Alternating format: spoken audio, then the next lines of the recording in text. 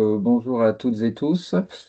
Donc Pascal Baudard, je suis acheteur à la direction adjointe de la commande publique à la région Occitanie. Voilà, je voulais ce matin apporter des éléments sur l'engagement de la région Occitanie dans l'achat durable et social.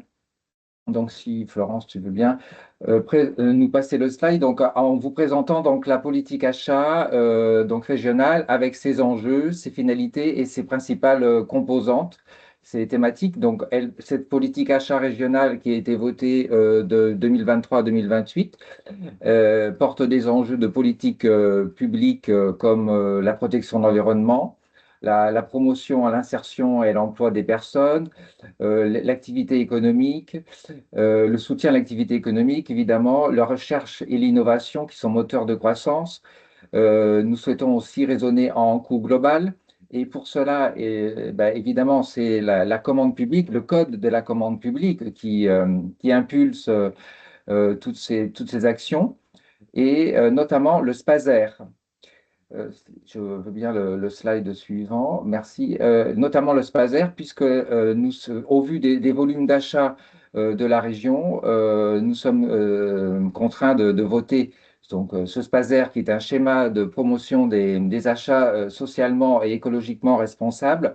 Et c'est un document qui définit les grands objectifs à poursuivre en matière d'achat durable et responsable, mais aussi incite à la montée en compétences des acheteurs par des formations ou des ateliers, et puis aussi cherche aussi à évaluer les résultats. Voilà, ce sont par des indicateurs. Donc, ce sont un ensemble d'actions que nous mettons en œuvre et que je vais vous présenter un peu plus maintenant dans les slides suivants.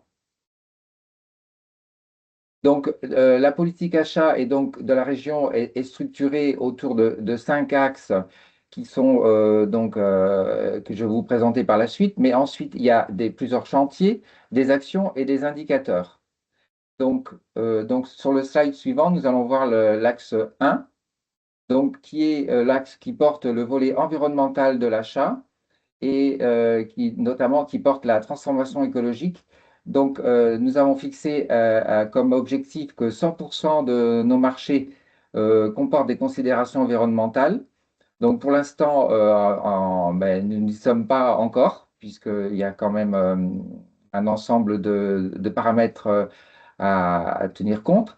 Nous suivons aussi des thématiques d'économie circulaire, notamment le réemploi, la réutilisation, les produits reconditionnés et la sobriété numérique et des produits vertueux.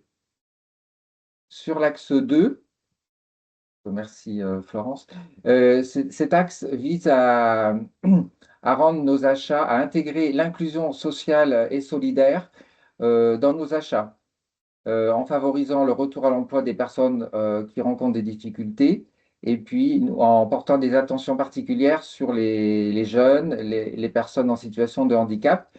Donc, cela se traduit par des heures réalisées au travers de nos marchés, et ce qui donne des équivalents de temps plein et avec des objectifs aussi, puisque 56% de nos marchés notifiés en 2024 intègrent une clause sociale. Donc, je vais passer maintenant à l'axe numéro 3, qui est, je veux bien que tu passes le suivant, l'axe numéro 3, sur la transformation économique, puisque l'axe numéro 3 vise à promouvoir l'accès des TPE-PME à la commande publique régionale. Donc, nous visons, enfin, même nos marchés, 82% de nos marchés intègrent, sont attribués à des entreprises, principalement de la région Occitanie.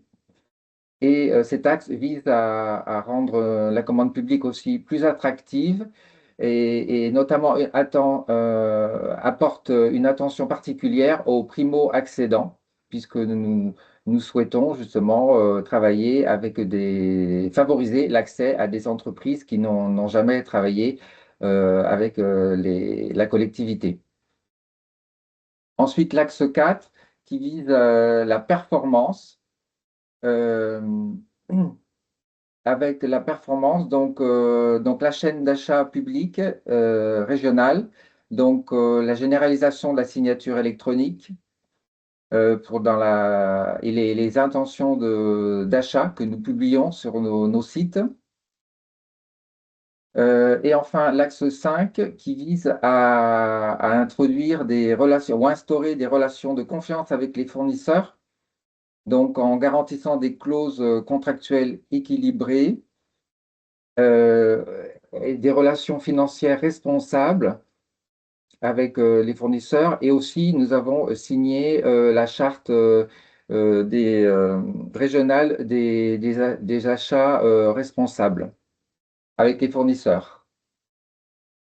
Donc, pour résumer, pour les acheteurs, mettre en œuvre un SPASER, c'est sensibiliser, former, accompagner un réseau d'acheteurs, c'est décliner des plans d'action d'achat en identifiant des segments d'achat sur lesquels on veut travailler. C'est acculturer les opérateurs économiques du territoire. Et ça, le RESOC y contribuera, que Blandine vous en dira un peu plus par la suite. Et c'est aussi évaluer et faire des bilans de marché et suivre des indicateurs.